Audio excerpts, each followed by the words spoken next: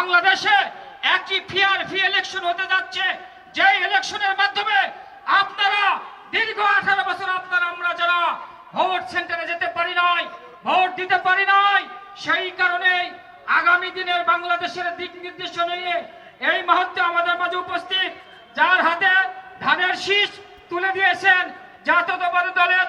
এবং আপনাদের মাঝে যেহেতু হুজুররা বসে আছেন, আমরা বেদবি করি না, বেদবি পছন্দ করি না। আচ্ছা, কেউ যদি লুঙ্গি খুলে থুয়ে মাথার টুপি দিয়ে বাড়ি রাস্তার মধ্যে ঘোরে কত কোনে একবারে লুঙ্গি খুলিছে। আমার হচ্ছে আমি একবার বক্তৃতা দিছিলাম যে তুই মার দেওয়া সুন্নত। তা আমার গ্রামে এক লোক করছে কি, অল্প শিক্ষিত মানুষ, আমি রাস্তাতে মোটরসাইকেল নিয়ে যাচ্ছি এক পণ্ডিত পুকুর, দেখি যে ওই লোক ওই রাস্তার 3 জমি পর জমি লাগাচ্ছে, দেখি যে মাল কাঁচা মারছে, সেই মতো মাল কাঁচা মারে তুই মার দিয়ে জমি লাগাচ্ছে। আমি না পারে হুন্ডার থেকে নামে আবার ওনার কাছে চলে গেলাম, ভাই ভালো আছেন? কোথায় আছি? এই আরে হুজুর কি ব্যাপার? আমি কোনো আপনার সাথে কথা বলবার আসলাম। আমি বললাম, উনি বলছে কি কথা? হ্যাঁ বলে আপনি টুই মারতেছেন, ভাইলি মান আছে বারে, যে আপনি মাল কাঁচা যেভাবে মারছেন ফরজ তর্ক করছেন, ফরজ তর্ক করে আপনি টুই মারতেছেন কে? করছেন আমি ওয়াজ শুনেছি টুই মার দিলে প্রচুর সোয়াব। আমাদের দেশে এমন হয়ে গেছে যে ফরজ বা তর্ক করে সুন্নত লিয়া দৌড়। হ্যাঁ বলুন তো, টুপি মার দাও কি? জোরে আওয়াজ দিতে হবে। টুপি মার দাও কি? দাড়ি রাখা সুন্নত। আজকে কি বার? সোমবার।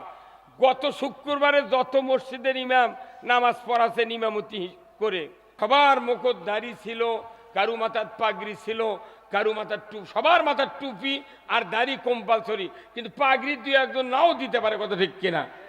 আচ্ছা, যে ইমাম আপনার টুপি দাড়ি দিয়ে নামাজ পড়ছে গত শুক্রবারে, ওই ইমাম যদি আগামী শুক্রবারে দাড়ি কামে টুপি বাড়ির থুয়া পাগড়ি বাড়ির থুয়ে জুম্মার মেহরাবত দাঁড়িয়ে যদি বলে আলহামদুলিল্লাহ, তখন ওই মসজিদের মধ্যে আওয়ামী লীগের লোক, বিএনপির লোক, জাতীয় পার্টি, জাসদ, সুদারু, মদারু, জুয়ারু, তবলিগ, জামাত, পীর সাহেবের জাকের, চরমনাই, হেফাজত, যত গ্রুপের লোক আছে ওই মসজিদের ভেতরে, তারা সব একে একে কথা বলবে না, সব একবারে কথা বলবে। সব একবারে কবি, হুজুর তুমি না গত শুক্রবারে দাড়ি টুপি দিয়ে আসছিলে, আজ দিলে কামাছো কে? তখন সবাই কবি একবার করে দে রে, একবার করে বারা কাটিছে কি সুন্নত, সুন্নত কাটিছে আর টুপি সুন্নত বাড়িতে হচ্ছে। তারই জন্য সব দলের মানুষ এক হয়ে ইমামের পাশে ওই দিন নামাজ আপনারা কেউ পড়বেন না। সুন্নতের জন্য কি এক হতো? সুন্নতের জন্য মোট মুসল্লি এক, আর তাগুত অস্বীকার না করে সব শক্তি, তাগুত প্রতি 5 বছর পর খালি শক্তিই দিচ্ছে, চালাও চালাও। এই ভাই কথা কন না, তাহলে তাগুত অস্বীকার যদি করা না হয়, প্রত্যাখ্যান করা না হয়, আপনাকে আমাকে ঈমান আনা যাবে না, কালিমাও পড়া যাবে না। কার নির্দেশ? তাহলে আমরা তাগুত ফরজ হিসাবে কি পরিত্যাগ করতে রাজি আছি?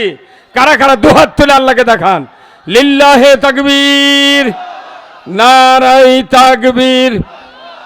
আল কোরআনের আলো, কোরআন হাদিস যেখানে, দুনিয়ার মুসলিম, লিল্লাহে তাকবীর।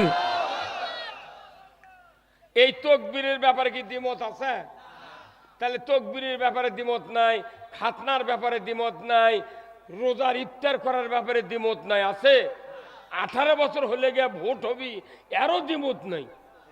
একদিন কোন থেকে নির্বাচন কমিশনের কাছে যান, আপনাকে ভোটার করে নেবে না, তুমি আমরা একদিন খায়া বড় হয়ে আসো, কথা কয় না ভাই।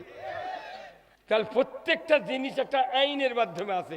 খালি মুসলমান যত ইবাদত করি আমরা সব ভালো, খালি না আল্লাহর আইনের পক্ষে একমত হতাম, বাংলাদেশে ঈমান এনেছি যারা, অমুসলিম যারা আছে সবার শান্তি বাংলাদেশে কায়েম হয়ে যেত। কেমন আছেন আপনারা? আছি ভাই, আলহামদুলিল্লাহ। আমি আপনাদেরকে যে কথাগুলি বলবো, দেশের প্রেক্ষাপট অনুযায়ী আল্লাহ কোরআন নাযিল করেছেন, কথা ঠিক কিনা? তে বর্তমানে বাংলাদেশের যে প্রেক্ষাপট, এরই উপরই কোরআন থেকে কথা হওয়া দরকার। দল মত নির্বিশেষে আওয়ামী লীগেরাও যাতে বোধে ইসলাম দরকার, বিএনপিও যাতে বোধে ইসলাম দরকার, কথা কোনটাকে একটু। আবার জামাত বুঝবে ইসলাম প্রতিষ্ঠিত হওয়া দরকার, সাধারণ মানুষও যাতে বোধে ইসলাম প্রতিষ্ঠিত হওয়া দরকার, অমুসলিমরাও যাতে বোধে ইসলাম প্রতিষ্ঠিত হওয়া দরকার। দুনিয়ার সকল ইবাদতের ব্যাপারে মতপার্থক্য থাকতে পারে, কিন্তু ইসলাম কায়েমের ব্যাপারে দুনিয়াতে কারো মতপার্থক্য করা যাবে না। হ্যাঁ জোরে বলেন ঠিক কিনা? মতপার্থক্য করা যাবে। আমি আপনাদেরকে বলতে চাই, এই পৃথিবীতে মখলুকাত কত হাজার, কেউ গুনিছেন? তালিকা করছেন? তাহলে মখলুকাত 18,000 ধরলাম। এরই ভেতরে সবচেয়ে ভদ্র আশরাফ কোন জাতি? কোন জাতি বলেন? মানব জাতি। সবচেয়ে ভদ্র করে সৃষ্টি করেছেন মানব জাতিকে কে? আল্লাহ কোরআনে বলছেন, ওয়াতাসিমু বিহাবলিল্লাহি জামিআও ওয়ালা তাফাররাকু।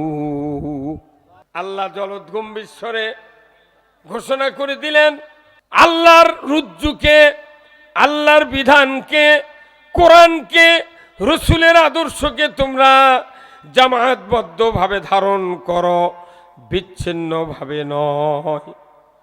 বলুন তো, কোরআন শরীফে 2টা জায়গাত আছে ঐক্যবদ্ধ হওয়ার কথা। তারই 1 নাম্বার হলো মানুষগুলিকে ঐক্যবদ্ধ হতে হবে, যদি করে আল্লাহু আকবার। 2 নাম্বার আর এক জায়গায় আল্লাহ বলছেন, এখানে বিচ্ছিন্ন হওয়া যাবে না, তাফাররাক হওয়া যাবে না, এক থাকতে হবে। সেটা হলো আন আকিমুদ্দিন ওয়ালা তাতাফাররাকু ফিহি। দিন কায়েমের জন্য তোমাদেরকে মতপার্থক্য করা যাবে না, আর ঐক্যবদ্ধ হওয়ার ব্যাপারে মতপার্থক্য করা যাবে না। কার কথা? আমরা মসজিদে যখন কাতারে দাঁড়ায়, আপনার বাড়ির চাকর গোসল করে আসে, যখন আপনার সাইডে দাঁড়ায়, তখন আপনার পাও কিনি লোকের সাথে তারও পাও থাকে, তখন কি খেপে কয় নাই তুই বাড়া? হ্যাঁ, তাহলে মসজিদের যা কৃষক, শ্রমিক, চাকর, গারস্থ, মুনিব সব একসাথে নামাজ পড়ি, কোনো বাধা নাই। কিন্তু ইসলাম কায়েমের কথা কলি, তুই পারিস কর, আসি আসসালামু আলাইকুম। হ্যাঁ, কিন্তু ইসলাম যে কি এটা মনে করছেন যে আমরা ইচ্ছা করে এই বাংলাদেশে কি আমরা ইচ্ছা করে কি ইসলাম বিজয় করার কথা বলতেছি?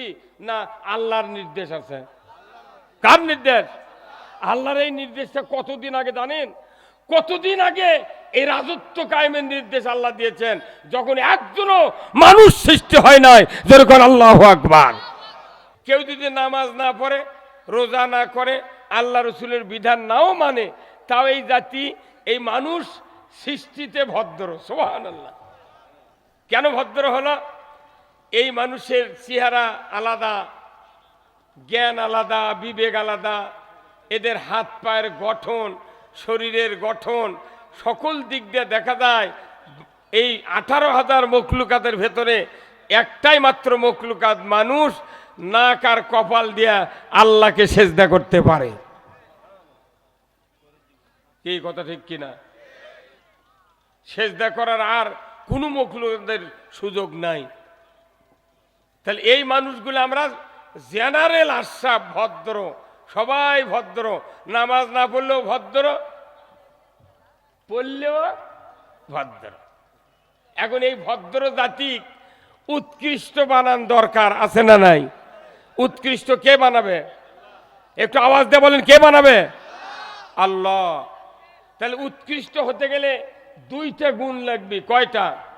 2টা। আপনার টাকা কত কোটি আছে এটা দেখার টাইম আল্লাহর নাই।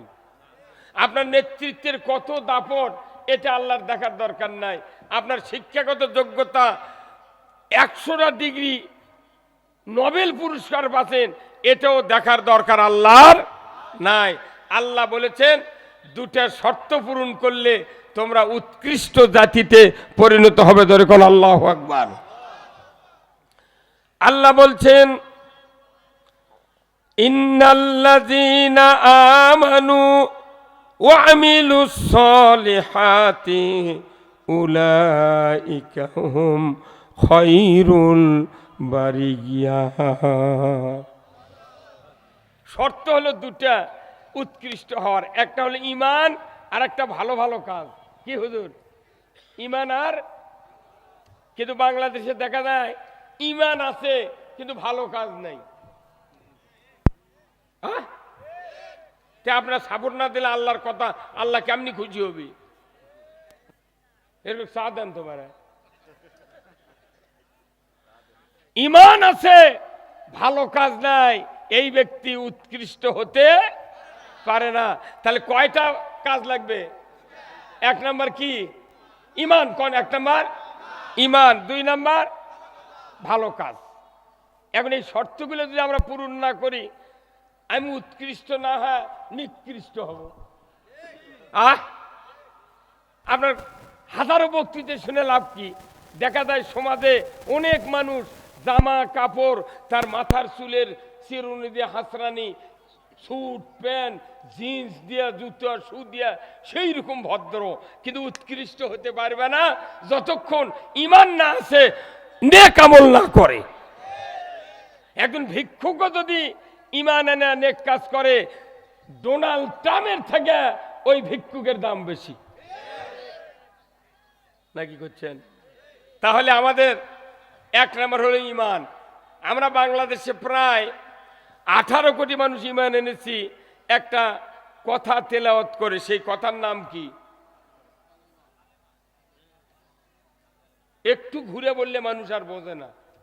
যদি বলা হয় ওযুর ফরজ কয়টি, তাহলে বলবি 4টি। আর যদি বলা হয় ওযুর আইন কয়টি, আর হচ্ছে না। গোসলের ফরজ কয়টি? 3টি। গোসলের আইন কয়টি ফরজ গোসলের, তখন আর কোয়ার পারে না। মানুষ একটা ভাষা নিয়ে যদি আমরা মরে যাই, তাহলে তো ইসলাম বুঝতে পারবো না। তাহলে ঈমান, আমি ঈমান আনবো। আমাদের বাংলাদেশে 18 কোটি মানুষ প্রায় ঈমানদার, অমুসলিমেরাও কালমা জানে। ওই যে পিনাকি বক্তৃতা শোনেননি ফেসবুকে? পিনাকি, বগুড়ার পিনাকি, উনি বোধহয় 1 কোটিবার কালেমা পড়ছে এইবার। আমাদের দেশে সবাই কালেমা পড়েছি কি আনার জন্য? ঈমান আনার জন্য। কিন্তু আদৌ কি ঈমানটা কি সত্যিকারের আনা হলো? উৎকৃষ্ট হতে শর্ত 2টি, আর কালেমা পড়তে শর্ত হবে 1টি। আমি কালিমা পড়ে ঈমান আনবো, তাহলে আপনাকে একটা শর্ত পূরণ করতে হবে, তবে আপনি ঈমানদার। যদি শর্ত পূরণ না হয়, ঈমান আনার কোনো প্রয়োজন নাই। আল্লাহ রাব্বুল আলামিন বলেছেন, ফামাই ইয়াকফুর বিত্তাগুত ওয়া ইউমিন বিল্লাহ। আগে তাগুতকে অস্বীকার করো, তারপরে ঈমান আনো। কার কথা? তাগুতকে আগে অস্বীকার করা লাগবে, তারপরে ঈমান আনা লাগবে। আমরা আগে ঈমান এনে থুয়ে তাগুতক কোল দেয়াত, পকেটত, অর্থনীতির, রাজনীতির, পারিবারিক নীতির, বিচারিক নীতির সব তাগুত চালু করে মসজিদে নামাজ পড়ছি টুইমা দেয়া, আল্লাহু আকবার। আল্লাহকে পাগল। তাগুত যে একটা শক্তি, তাগুত কি? ফেরাউনের শক্তি ছিল, তাগুতি শক্তি ধরে বলুন ঠিক কিনা? নমরুদের শক্তি ছিল, তাগুতি শক্তি। আবু জাহেলের শক্তি ছিল, তাগুতি শক্তি। কিন্তু সাহাবারা রসুলের হাতে হাত দিয়ে কালমা পড়ার পর ওই তাগুতকে আর কোনোদিন স্বীকার করেনি। তার মানে কি? তাগুতকে অস্বীকার করা ফরজ, আর দাঁড়িয়ে টুপি রাখা হলো সুন্নত। ভাই একটু কথা কন না আপনি, আপনি হালাল হাত কি হবে?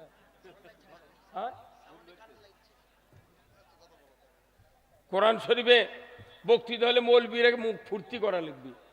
আপনি যদি হালাল নেন তাহলে হবে? যারা কোরআন বোঝে এরাই মুখ খোলে না, কথা ঠিক কিনা?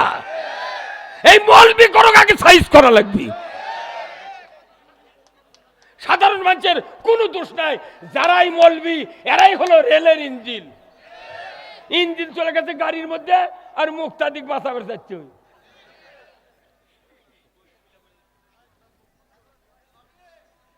কথা বলতে হবে।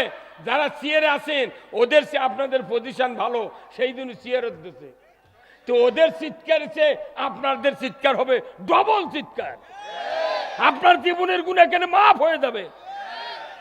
সাধারণ একটা পাতি নেতা খালি 10 বান্ডি টিন দিবার একটা স্কুলত হাজার হাজার মানুষ ঠিক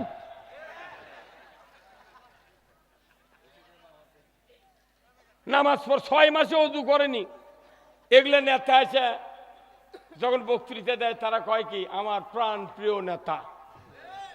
আর একটা মানুষও রসুল হোক, আমরা বললাম না আমার রসুল, আমার রসুল কেউ কার সাহস পায় না, অথচ একটা চোটে নেতা করছে আমার প্রাণ প্রিয় নেতা। যে নেতা কি আমাদের দিন খেতা হয়ে যাবে। ভাইরা আমার, তাগুতকে অস্বীকার করা ফরজ। জোরে কোন কি? এক পূর্বে তাগুত, আল্লাহ বলছেন আগে তাগুতকে অস্বীকার করো, তাগুতকে প্রত্যাখ্যান করো, তাগুতকে বাদ দাও। তাগুত যদি তোমার ব্রেনে, চরিত্রে, আখলাকে, আমলে থাকে, তোমাকে কালমা পড়ার প্রয়োজন নাই। আগে তাগুতক বাদ দাও, তারপরে তুমি কালমা পড়ো। হয়ে গেল। আল্লাহ তাআলা বক্তব্য দিলেন আরবি দিয়া, ওয়াইজ ক্বালা রব্বুকা লিল মালাইকাতি ইন্নী জাইলুন ফিল আরদি খলিফা। এই বক্তব্য কার? আমরা কোন সবাই জানি, এই বক্তৃতা জানি না, কিন্তু বক্তৃতার ভেতরে কতখানি গুরুত্ব আছে এটা যদি বাংলার মানুষ জানতাম। আমার দেশে ইসলামের কথা বলার কারণে কারো রক্ত চক্ষু গরম হতো না, কাউকে বিভিন্ন তোকমা দিয়া ইসলামের থেকে সরে দেওয়ার ব্যবস্থা করার সাহস পাত না। আল্লাহ বললেন, এ আমার ফেরেশতা মণ্ডলী, আমি পৃথিবীতে খলিফা সৃষ্টি করব বলি আল্লাহ থেমে গেলেন। কোরআন শরীফের তাফসিরে কোনো একটা তাফসিরে আমি পাই নাই যে আল্লাহ ফেরেশতাকে বলেছেন আমি খলিফা বানাবো। তোমাদের মতামত কি কথা বলেন নাই? উনি বলেছেন আমি খলিফা সৃষ্টি করব। স্টপ। ফেরেশতারা বলল ইফসিদু ফিহা, ফাসাদ করবে তারা, রক্তপাত করবে তারা, দাঙ্গা হাঙ্গামা করবে তারা, নবীদেরকে হত্যা করবে, ঈমান আনবে না, সুদ খাবে, ঘুষ খাবে, চুরি করবে, জানা করবে, অন্যায় দুর্নীতি করবে। আল্লাহ এই জাতিকে সৃষ্টি করিয়েন না। কার কথা? ফেরেশতার কথা। তাহলে তখন ফেরেশতা আমাদের বিরুদ্ধে ছিল, আর আল্লাহ ছিলেন মানুষের পক্ষে। আর এই দুনিয়ায় আসে আল্লাহর বিরুদ্ধে আমরা চলে গেছি। আল্লাহর বিরুদ্ধে। আমার ভাইয়েরা, ফেরেশতা যখন বলল, আল্লাহ তাআলা ধমক দিয়ে বললেন, ফেরেশতা ইন্নী আ'লামু মা লা তা'লামুন, আমি আল্লাহ তা জানি তোমরা তা জানো না। এটা 100% সত্য। খালি ফেরেশতারা জানে না, আল্লাহও আমাদেরকে বলছেন। এই আয়াত যেহেতু কোরআনে আছে, আমাদেরকে আল্লাহ বলছেন বান্দা তোমরা তা জানো না, তোমরা তা জানো না, আমি কোনো তোমাদের চেয়ে বেশি জানি। আজকে আমরা বেশি বেশি জানার কারণে কোরআন বাদ দিয়ে নিজেরা আইন তৈরি করে দেশ চালাচ্ছি। কতক্ষণ? তাহলে আমাকে শান্তি হবে? আল্লাহ এমন একটা রব, তার বউ নাই, ছোল নাই, বংশপালা নাই, শালা সম্বন্ধী কেউ নাই, এমনভাবে আইন পাস করছে আল্লাহর কোনো ক্ষতি নাই, হিংসা নাই, প্রতিহিংসা নাই, এমনভাবে আইন পাস করছে যাতে সবার সুবিধা হয়। যদি আল্লাহর হিংসা থাকতো, নাউজুবিল্লাহ, তাহলে সূর্য শীতের মধ্যে বাংলাদেশের সরে লেগাল। তুর্কের যে অবস্থা, তুর্ক সূর্যের কিরণ দেবই না। কতক্ষণ? কিন্তু আল্লাহ তো তা না, একজন অমুসলিম, এখানে যে অমুসলিম গুলিয়ে আছেন তাদেরও বাড়িতে সূর্যের তাপ যেরকম আপনার আবার বাড়িতে সেই রকম তাপ। ভাইরা আমার, আল্লাহ রাব্বুল আলামিন যখন ফেরেশতাদের সামনে আলোচনা করলেন, ফেরেশতারা কি বলবে এটা আল্লাহ আগেই ভালো করে জানতেন, কথা ঠিক কিনা? আল্লাহ জানতেন যে এরা এই কবি, এই বলবে, এটা আমি জানি। তখনই আল্লাহ সিদ্ধান্ত নিলেন আমি খলিফা পাঠাবো পৃথিবীতে, আর তাদেরকে আসমানি কিতাব দিয়া আমি দুনিয়াতে খেলাফত দেব। ধরে কর আল্লাহু আকবার। কি দেব? খেলাফত। আচ্ছা, আসমানি কিতাব কতখানা? তাও মানুষ জানে না ভাই। আসমানি কিতাব 104খানা। ধরে কোন আল্লাহু আকবার। তার ভেতর প্রসিদ্ধ কয়খানা? তারই ভেতর প্রধান কয়টা? সেই কিতাবের নাম কি? কার উপর নাযিল হচ্ছে? কোন আমাদের নবীর উপর? বলতে পারেন না? আমাদের নবীর উপর ওই কোরআন নাযিল হয়েছে। আল্লাহু আকবার।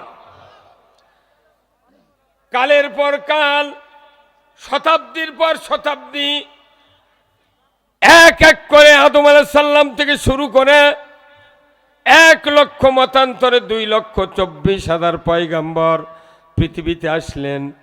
সর্বশেষ নবী হযরতে ঈসা আলাইহিস সালাম শেষ নবীর আগে আসমানে উঠায় নিলেন। মাত্র 570 বছর পর, 570 বছর পর আমাদের নবী পৃথিবীতে আসলেন। এই 570 বছরে যে যুগটা তৈরি করেছিল ওই সন্ত্রাসীরা, ওই কাফেরেরা, ওই ইহুদিরা, ওই নাসারারা যে সমাজ তৈরি করেছিল, এই সমাজের নামটা ছিল আইয়ামে জাহিলিয়াত, মূর্খের যুগ, অন্ধকারের যুগ। জোরে বলুন ঠিক কিনা? অন্ধকার যুগ কেন বলল? তখন কি সূর্য ছিল না? যেরকম ছিল না, তখন সূর্য ছিল, চন্দ্র ছিল, কিন্তু মানুষগুলি রুবুবিয়তের যে জ্ঞান, আল্লাহর যে জ্ঞান, এই জ্ঞান সঞ্চয়ে তেমন আগ্রহ প্রকাশ করে নাই। ঈসা আলাইহিস সালামকে মারার জন্য তারা করলেন, আল্লাহ থেকে আসমানে উঠায় নিলেন। বনি ইসরাইল জামানার একদিনে 43 জন নবীকে শহীদ করে দেওয়া হলো। আমার আপনার নবী এমন এক অন্ধকার যুগে আসলেন, যে যুগে আসার পর প্রথম আয়াতটাই জাবালে নূরে নাজিল হয়ে গেল, ইকরা বিইসমি রব্বিকাল্লাযী খলাক। পর মুহাম্মদ সৃষ্টিকর্তা রবের নামে। যদি কোন আল্লাহু আকবার। বলুন তো, আমার দেশে প্রত্যেকটা ইমানদার, প্রত্যেকটি মেম্বার, চেয়ারম্যান, সচিব, সেনাপ্রধান, আর্মি, যত এমপি আছে, মন্ত্রী আছে, সবাই যদি নিয়মিত এই কোরআন চর্চা করতাম, আমার দেশে ইসলাম আর 200 বছর আগে প্রতিষ্ঠিত হয়ে যেত। কিন্তু পড়ে না তো কেউ, ইমামরাই পড়ে না। ইমামরা 22 বছর আগে যা পড়ছে ওটাই মসজিদ হতেছে, এটা একদিন ওটা একদিন, এইভাবে করে করে বেতন নিয়ে চলে যাচ্ছে। হ্যাঁ, কত কোন টাকা? ভাইরা আমার, আল্লাহ রাব্বুল আলামিন কোরআনুল কারিমে কি আশ্চর্যজনক কথা নাজিল করেছেন। আল্লাহ বলছেন তোমরা পড়ো সৃষ্টিকর্তা রবের নামে। আল্লাহ রসুল এই কথাকে হাদিস দিয়ে এত শক্তিশালী করেছেন, তলাবুল ইলমে ফারিদাতুন আলা কুল্লি মুসলিমিউ ওয়া মুসলিমাত। প্রত্যেক নর নারীর উপর কোরআনের জ্ঞান অর্জন করা কি? কোরআনের জ্ঞান অর্জন করা ফরজ। ওই তেলাওয়াত করলে নফল, আর কোরআনের জ্ঞান অর্জন করা ফরজ। আমি কোরআন মুখস্থ করলাম কিন্তু কোরআনের জ্ঞান অর্জন করলাম না, আমি কোরআন বুঝতে পারবো না। এক এক করে নবীজির উপর আয়াত নাযিল হতে যাচ্ছে। আল্লাহর সিদ্ধান্ত, আমি খলিফা বানাবো চুরি বন্ধের জন্য, জানা বন্ধের জন্য, বেপরদা বন্ধের জন্য, অন্যায় বন্ধের জন্য আমি আমার নবীদেরকে মানুষ জাতিকে খেলাফত দান করব। প্রত্যেকটা মানুষকে আদম আলাইহিস সালাম থেকে শুরু করে যত নবী রাসূল পৃথিবীতে এসেছেন তাদেরকে খেলাফত দেওয়া হয়েছে আসমানি কিতাব দিয়া। জোরে কন্যা মারহাবা। আমাদের নবীকে খেলাফত দিলেন কি দিয়া? কি দিয়া? আল কোরআন দিয়া খেলাফত দিলেন। সূরা সফের 9 নম্বর আয়াত দিয়ে আল্লাহ নবীকে খেলাফত দিলেন। হুয়াল্লাযী আরসালা রাসূলাহু বিল হুদা ওয়া দীনিল হক লিইয়ুযহিরাহু আলাদ-দীনি কুল্লিহি ওয়ালাউ কারিহাল মুশরিকুন। আমি সেই সত্তা, তিনি তার রসুলকে প্রেরণ করেছি সত্য হেদায়েত দিয়া, জীবন ব্যবস্থা ইসলাম দিয়া। আপনি পৃথিবীর জমিনে গিয়া আমার আইন বিজয় করবেন, মানুষের আইনকে উৎখাত করবেন। কার কথা? যদি বল কার কথা? আমরা কি আল্লাহর আইন বিজয় করতে চাই? কারা কারা চাই? দুহাত তুলে আল্লাহকে দেখান।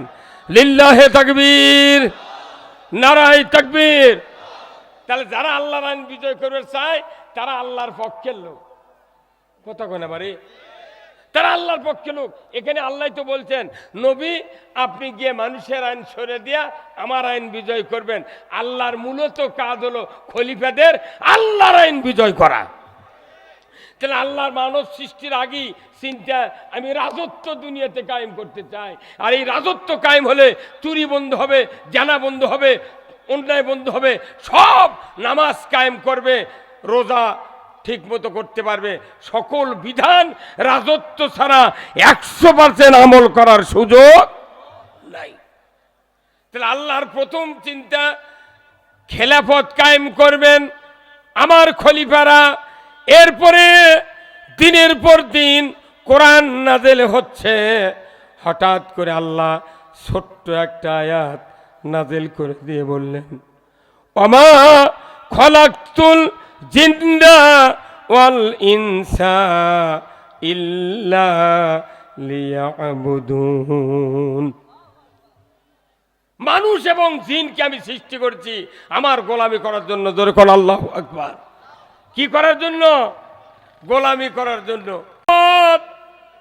আর ইবাদত ছাড়া দুনিয়ার কোন মানুষ 100% ঈমান নিয়ে বাঁচতে পারবো না। আজকে যাদের নামাজ নাই, যাদের ছেলেরা নামাজ পড়ে না, এই নামাজ কায়েম করবে কোনো তবলিগ পারবো না, জামাত পারবো না, কোনো বক্তা পারবে না, কোনো পীর সাহেব পারবে না। দুনিয়ার কেউ বক্তৃতা দিয়া নামাজ কায়েম করার শক্তি নাই। নামাজ কায়েম করতে গেলে রাজত্ব কায়েম করতে হবে কার? জোরে বলেন কার? রাজত্ব ক্ষমতা তার হাতে। সে যদি আইন পাস করে, এদেশের মানুষ 100% দশক থেকে বৃদ্ধ পর্যন্ত নামাজ পড়তে বাধ্য হবে ইনশাআল্লাহ।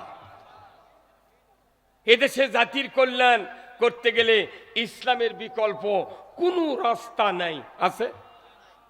এই কোরআন কি এমনি তেলাওয়াতের জন্য, মাদ্রাসা পড়ানোর জন্য না।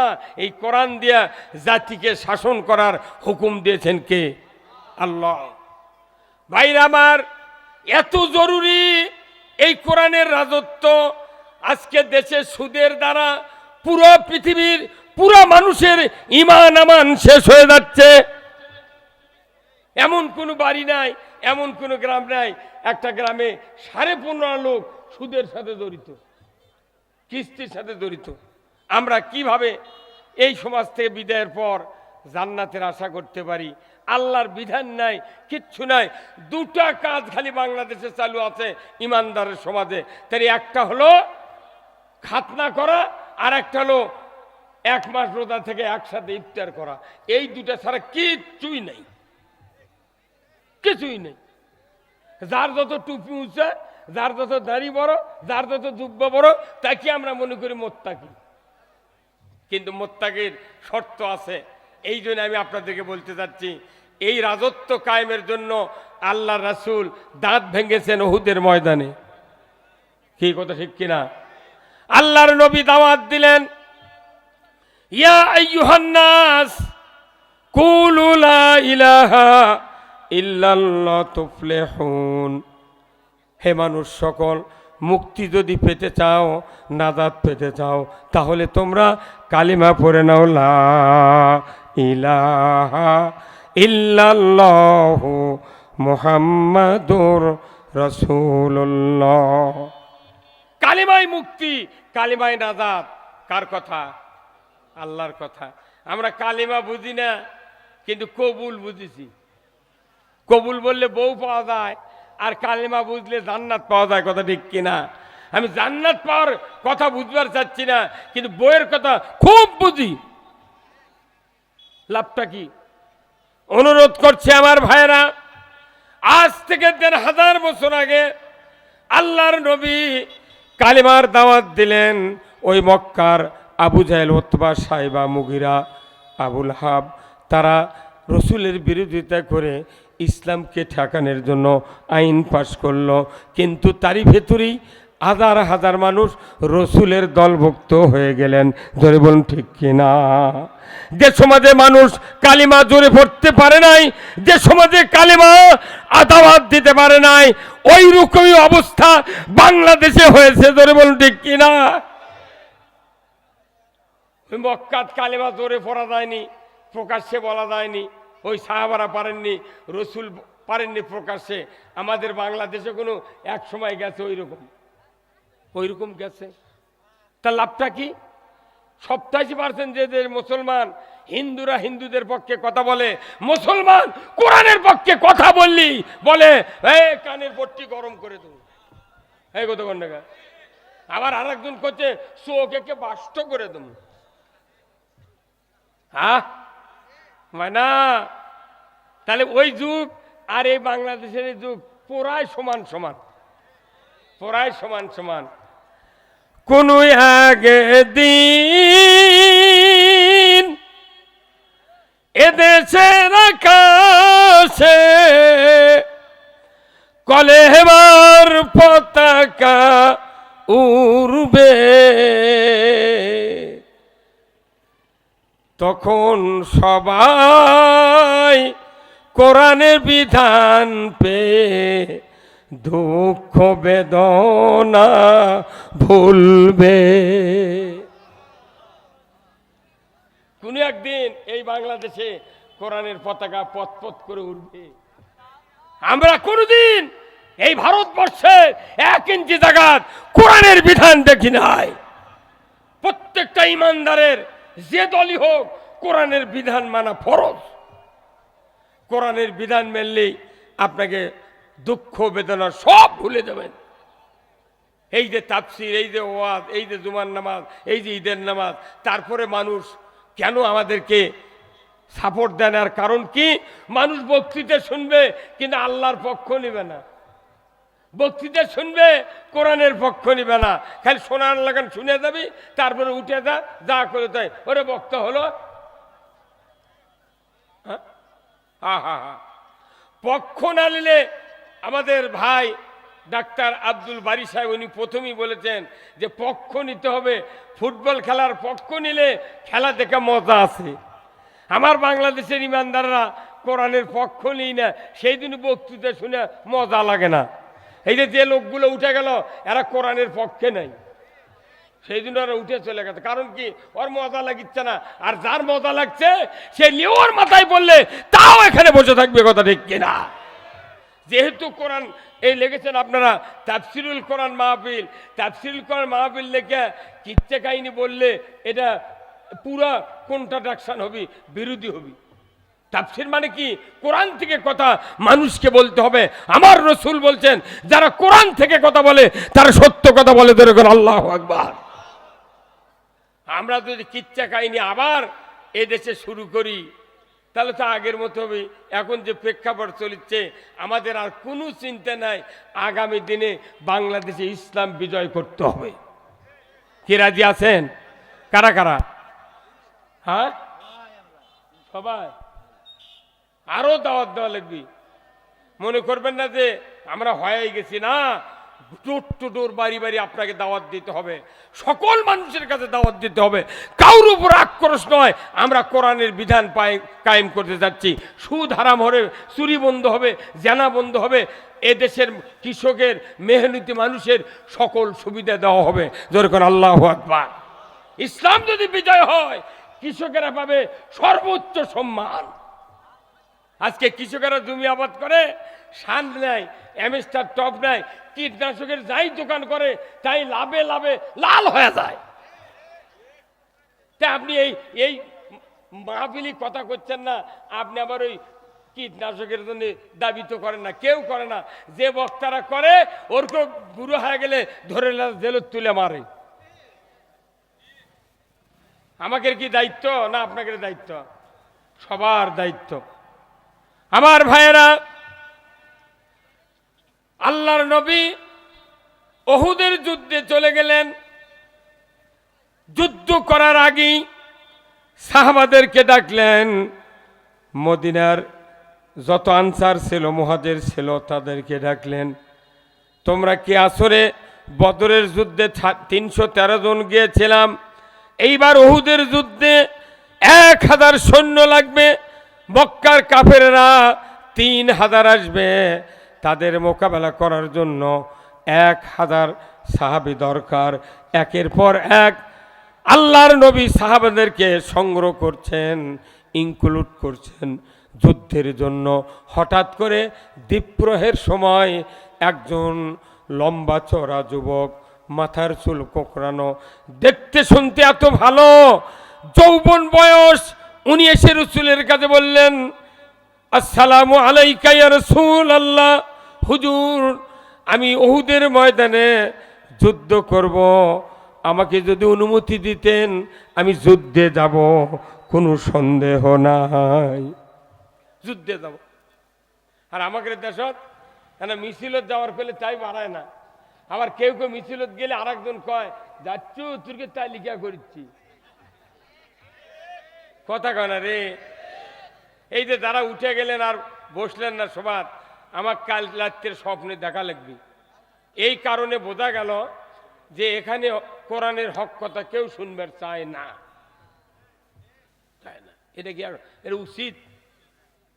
কত হুজুর উঠে গেল কোন। এই জন্যে আমি মনে করেন বাঘ মারাতে শোভা আর খুব একটা নিচ্ছি না, কারণ মানুষ বসার সাইজ নেই, বক্তৃতা করলে হুঁ হা কিছু কয় না, বোঝাই দেয় না যে এটি মানুষ আছে নাকি। হ্যাঁ কথা বলে, আমি যে বক্তৃতা আস্তে আস্তে 2 mg থেকে 750 mg পর্যন্ত নিয়ে যাবো, কিন্তু যে রুগী আছে ই তো অত দামি ওষুধ খাবে না, কথা কয় না পারে, ই তো অত দামি ওষুধ খাবে না, ই এসে করছে ঘুমের ট্যাবলেট দাও। হ্যাঁ ডাক্তার দেখিচ্ছে রুগীর হতে গ্যাস্ট্রিক আলসার, লারির ঘাও হয়ে গেছে, প্রস্রাব বন্ধ হয়ে গেছে, অতএব এক সিপ্রোক্সিন ক্যাপসুল দেওয়া লাগবে 750 mg। এখন ওটা দিবার যা রুগীর অভিভাবক করছে, খবরদার এত দামের ওষুধ দেবে না, আপনি ঘুমের ট্যাবলেট দেন তো, অতি রুগী সুস্থ হয়ে যাবে। তা আমাদের দেশত ঘুমের ট্যাবলেট খিলে খিলে মোটা বক্তা মানুষ ধোঁয়া চেবানে ফেলে দিয়েছে। কেবা কি কথা খারাপ বললাম? এই দুর্গণ খারাপ বললাম? কি অবস্থা! আল্লাহ রাসূল বলছেন, আল্লাহ যার কল্যাণ চান তাকে কোরআনের জ্ঞান দেন। আল্লাহু আকবার। একজন মানুষও কোরআন যদি বোঝে, ওই মানুষের ওসিলায় তামাম মানুষের জীবনের গুণ আল্লাহ মাফ করে দেয়। আপনি কোন সাহসে কোরআন তো বাড়ির পড়েনি না, জুম্মাত আবার দুনিয়ার শেষে যায়, ইমামের বক্তৃতাও শোনে না, ই আবার শোভা দেশে এই 12টা পর্যন্ত বসে থাকা কমতা মর্দের কাম নয়। এই যে কজন উঠে গেছে, এরা বাড়ির যে আবার আধা ঘন্টা মোবাইল টিপি, প্রত্যেকটা বাড়িতে ওয়াইফাই আছে, ওর খালি কলজের মধ্যে হচ্ছে গেলি টেপা হবে। টিপতে টিপতে যখন ঘুমে হাতের থেকে মোবাইল পড়ে যায়, তখন স্ত্রী কয়, ওই হাতে টেপা টিপি শোয়াও, ঘুমাটো। যে দেশের মানুষ লোক দেয়া মোবাইল টিপে টিপে অশ্লীলতা, দুনিয়ার বর্নোগ্রাফি দেখে মানুষের ব্রেন নষ্ট হয়ে গেছে। মদ খেলে যেরকম মাতাল হয়, অশ্লীলতা সমাজ যদি চালু থাকে মানুষও মাতাল হয়ে যায়। মানুষ এখন মাতালের পথে। এই মানুষকে যদি ভালো করতে চান 20 বছর লাগবে। কয় বছর? হ্যাঁ জনগণ, কয় বছর? 20 বছর। আমি প্রফার্মা দিচ্ছি, আমরা কোরআন হাদিস পড়ে বুঝে পারছি। আজকাল থেকে তো এই করতেছি না। 47 বছর হচ্ছে আমার বক্তৃতার বয়স। কোরআন হাদিস পড়তে পড়তে আমাকে নলেজ আল্লাহ দিয়ে দিয়েছে। কি 20 বছর লাগবে এই বাংলাদেশের প্রত্যেকটা মানুষকে ভালো বানাতে। এই আজকে যাই ক্লাস 1-এ যায়নি ছাত্র 6 বছর বয়সে, এ যখন 5 পর্যন্ত পড়বে, 1 2 3 4 5, এই 5 বছরে প্রথম 1-এ সিলেবাস হবে কালেমা শাহাদত, কালেমা তৈয়ব, এইগুলি পড়া মুখস্থ করে, তারপরে তাওহিদ, রিসালাত, আল্লাহ রসুলের নাম, ভালো কাজ করলে কি, মন্দ কাজ করলে কি শাস্তি, এইগুলি বলে 2 উঠলো। 2 উঠলে আবার নামাজ কয় ওয়াক্ত, আবার রোজা কয় দিন, এইভাবে করতে করতে 3 উঠলো। এখন সুদ যে এত হারাম, 1 টাকা সুদ খালে কত টাকা, কত বছর জাহান্নাম কাটা লাগবে। আর একজন চুরি করলে তার শাস্তি কি। এরপরে 4-এ উঠলো, তারপরে আল্লাহর আইন কি, এইগুলি বুঝানোর পর 5-এ উঠলো। পুরা জাতির সন্তানদের ভেতরে 5 ওয়াক্ত নামাজ কায়েমের উদ্দীপনা জাগাতে হবে। এরপরে এই ছেলে যখন 6-এ উঠলো, আরেকটু হার্ড সিলেবাস দেওয়া হবে। দিতে দিতে ম্যাট্রিক যখন পাস করবি, তখন দেখা যাবে প্রত্যেকটা ম্যাট্রিকের ছাত্র তার বাপের জানাজা করতে পারবে, সেই ইমামতি করতে পারবে, তার চরিত্র হবে ফেরেশতার চেয়ে উন্নত। এই ছেলে যখন আমার ইন্টারে যাবে, তখন পলিটিক্যাল সায়েন্স পড়ানো হবে, যুদ্ধ জীবন, আন্তর্জাতিক জীবন, রাজনৈতিক জীবন সব পড়ানো হবে। এরপরে অনার্স ভর্তি হলো 4 বছর, তারপরে 4 বছরে পুরো কোর্স সম্পন্ন করে 1-2 বছর লাগবে মাস্টার্স কমপ্লিট করতে। 2 4 6 আর হলো 12, কত হয়? 18 বছর। আর যারা MA পাস করবে এদেরকে 1 বছর ইন্টার্নি করা লাগবে। MBBS পাস যারা করে 4 বছর পরে, এরকম ইন্টার্নি করা লাগে না ভাই? এরা ইন্টার্নি করে, সরকার বেতনও দেয়, ইন্টার্নিও করায়। এদেশে যদি ইসলাম কায়েম হয়, ওই MA পাসের ছাত্রগুলিকে ইন্টার্নি করে এতদিন যা পড়েছে তারই উপর PhD করে তাদেরকে বেতন দেওয়া, চাকরি দেওয়া হবে।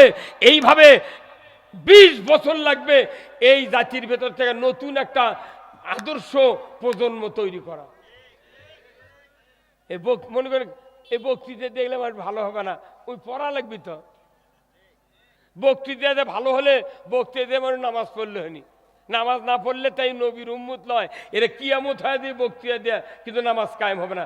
দেখা যায় মসজিদের মুতাল্লি নামাজ পড়ে না, বক্তার বেটা নামাজ পড়ে না, মুয়াজ্জিনের বেটা নামাজ পড়ে না, ইমামের বেটা বেনামাজি। তাহলে এই বক্তৃতাতে কি হলো?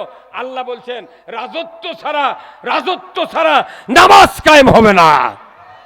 আল্লাযীনা ইম্মাক্কান্নাহুম ফিল আরদ আকামুস সালাতা ওয়া আতাউয যাকাতা ওয়া আমারু বিল মারুফ ওয়া নাহাউ আনিল মুনকার ওয়া লিল্লাহি আকিবাতুল উমুর।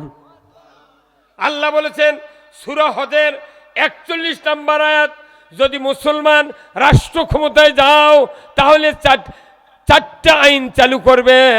1 নম্বর নামাজ কায়েমের আইন, 2 নম্বর যাকাত আদায়ের আইন, ন্যায়ের আদেশ করবা আর অন্যায়ের নিষেধ করবা।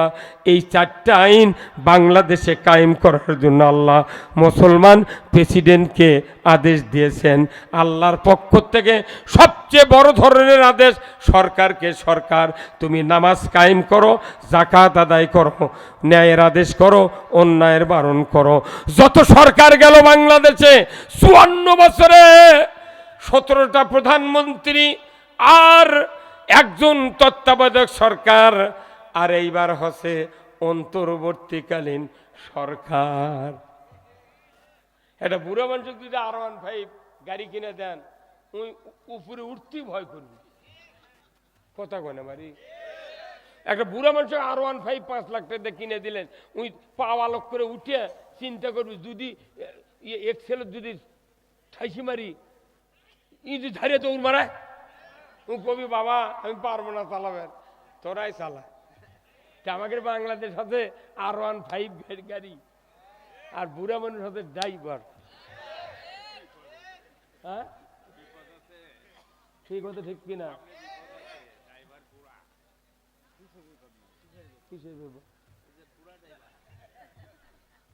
বুঝা পারছেন না আপনি? তার মানে কি শক্তি ক্ষমতা এটাই তো যৌবন। আর শক্তি ক্ষমতা না থাকলে তাই বুড়ো বাপ, বুড়ো হাতে বাপ জন্ম দিচ্ছে রে, জমি জমা কিনে দিচ্ছে, ভাত দিচ্ছে, সব দিচ্ছে। যখন বুড়ো হয়ে যায় ইচ্ছে করে বেটারা কয় এ বুড়ো তুই বুঝছি না, ওরই জমি চাষ করে খায়, ওরই দোতলা ঘর শুয়ে থাকে, ওর হুন্ডা, ওর গাড়ি, ওর বাড়ি সব ভোগ করে, বাপের বয়স হলি কয় বুড়ো। তার মানে কি ওই ওই বাপের যদি শক্তি থাকতো, একটা সন্তান যদি বুড়া বলতো ওর ঘাড়ের রগ ছিঁড়ে ফেলে দিত। তাছাড়া এই যে বুড়া মানুষ মানে কি, যার শক্তি নাই, এই যে দেশত কি হয়ে যাচ্ছে, তারপরে কিছু আছে মনে হচ্ছে খালি দেখিচ্ছে ব্যাঙ্গেল লাগা মানে আল্লাহ রসুলের আদর্শ আমাদের ভেতরে নাই, যার কারণে দেশে বক্তৃতা দিয়েও কাজ হচ্ছে না। একটাই কাজ, আল্লাহর আইন দেশে চালু করতে হবে, চালু করতে হবে। এইরকম আমাদের ঠিক যে বক্তৃতা দিচ্ছি এটা যদি আমাকে ওই দিক হতো, এতক্ষণে সামিয়ানা ফাটা ফেলে দিতেন। আপনার কোনো রাজশাহী জেলার লোক, আমি সেদিন চাঁপাইনবাবগঞ্জ সদরে নুরুল ইসলাম বুলবুলের সিট, ওখানে আবার হারুন এমপির সিট, ওই একই সিটে যা সদরে বক্তৃতা দিচ্ছি, লক্ষাধিক লোক, মানুষ মনে হচ্ছে জায়গা খোয়ের ধান পাতিলের মধ্যে দিলে জায়গা খালি নাড়া দিলে খালি ফাট ফাট শব্দ উঠে যায়। ইমানদারের কাছে কোরআন শোনালে ইমান বাড়তে হবে। ইন্নামাল মুমিনুনা আল্লাযীনা ইযা যুকিরাল্লাহ ওয়াজিলাত কুলুবুহুম ওয়া ইযা তুলিয়াত আলাইহিম আয়াতুহু জাদাতহুম ঈমানাও ওয়া আলা রাব্বিহিম